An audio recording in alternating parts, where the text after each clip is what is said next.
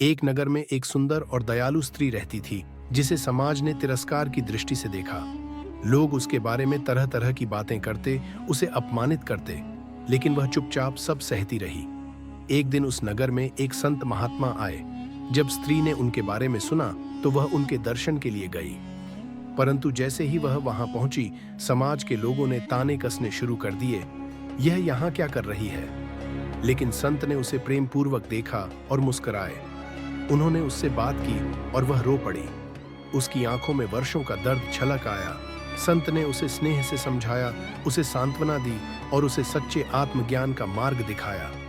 इस भेंट के बाद वह स्त्री बदल गई। उसने अपना सारा धन समाज के गरीब और जरूरतमंद लोगों में बांट दिया। अब वह सच्चे सुख को पहचान चुकी थी। उसका मन संसार की माया से हटकर भक्ति में लीन हो गया। दिन रात वह अपने घर में पूजा पाठ और ध्यान में मग्न रहने लगी। एक दिन जब वह भक्ति में तल्लीन थी, संत महात्मा उसके घर आए। वह अत्यंत प्रसन्न हुई और उनके चरणों में झुकी। पर उसी क्षण उसकी सांसें थम गईं। वह शांत, सुखद और संतोष से भरपूर चेहरे के साथ संसार से विदा हो गई। जैसे ही उसकी आत्मा इस लोक से विदा हुई, स्वर्ग से फूलों की वर्षा होने लगी। पूरे नगर ने यह दृश्य देखा और लोग स्तब्ध रह गए। जिसे उन्होंने तिरस्कृत किया था, वह अब स्वर्गीय आशीर्वाद प्राप्त कर रही थी। संत महात्मा ने उसकी ओर देखा, मुस्कुराए और बोले, वह मुक्त हो गई।